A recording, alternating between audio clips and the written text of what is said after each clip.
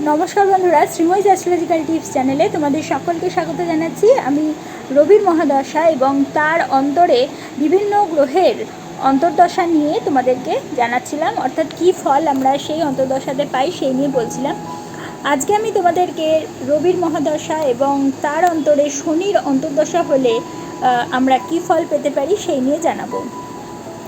শনি যদি লগ্ন হতে কেন্দ্র এবং কোণ, অর্থাৎ কেন্দ্র লগ্ন সাপেক্ষে 1, 4, 7, 10-এ যদি শনির অবস্থান হয় এবং লগ্ন সাপেক্ষে 1, 5, 9 ভাবে যদি শনির অবস্থান হয় এবং সেই শনির যদি অন্তর্দশা চলে, তাহলে কিন্তু সেই অন্তর্দশাকালে শত্রু বিনাশ ও সক্ষতা লাভ হয়ে থাকে।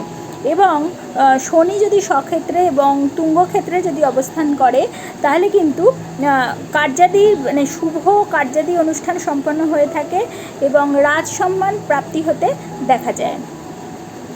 এবারে চলে আসি, দশমপতি রবি যদি হয়ে থাকে এবং তার থেকে যদি শনি দুস্থানগত অবস্থান করে, অর্থাৎ 6, 8, 12 ভাবে অবস্থান করে, তাহলে কিন্তু সেই শনির যখন অন্তর্দশা চলে তখন কিন্তু জ্বর ব্যাধি হওয়া, অর্থাৎ রোগে জর্জরিত হওয়া, বাত ব্যাধিতে জর্জরিত হওয়া, কার্যহানি, তাছাড়া বিত্তহানি এবং মিত্রহানি পর্যন্ত হতে দেখা যায়। এছাড়া আকস্মিক কোনো বিরোধ জীবনে চলে আসতে পারে। এইবারে যদি শনি নিচস্থ থাকে, তাহলে কিন্তু পিতৃমাতৃ বিয়োগ হতেও এই সময় কিন্তু দেখা যায়। অর্থাৎ বিভিন্নভাবে যদি শনির অন্তর্দশা চলে এবং রবির মহাদশা চলে, তাহলে কিন্তু শনি যদি অশুভ অবস্থানে থাকে, তাহলে অশুভ ফল পেতে সাধারণত দেখা যায়।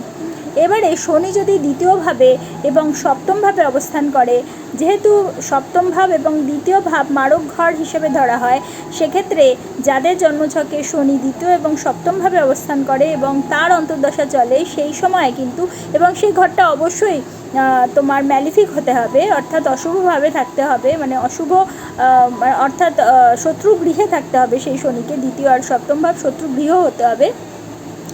সেক্ষেত্রে কিন্তু তার অন্তর্দশাকালে কিন্তু অপমৃত্যুর একটা আশঙ্কা সেই জাতক জাতিকাদের জীবনে হতে দেখা যায়। তাহলে বন্ধুরা, আজকে তোমরা জানলে রবির মহাদশা এবং শনির অন্তর্দশা আমাদের জীবনে কী ফল দিয়ে থাকে এবং শুভভাবে থাকলে কী ফল হতে পারে এবং অশুভভাবে থাকলে আমরা কী ফল ভোগ করতে পারি সেই নিয়ে তোমাদেরকে জানালাম।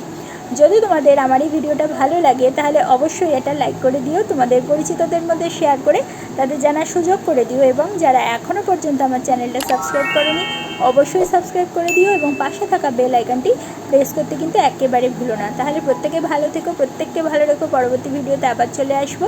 ততক্ষণের জন্য সকলকে ধন্যবাদ। নমস্কার।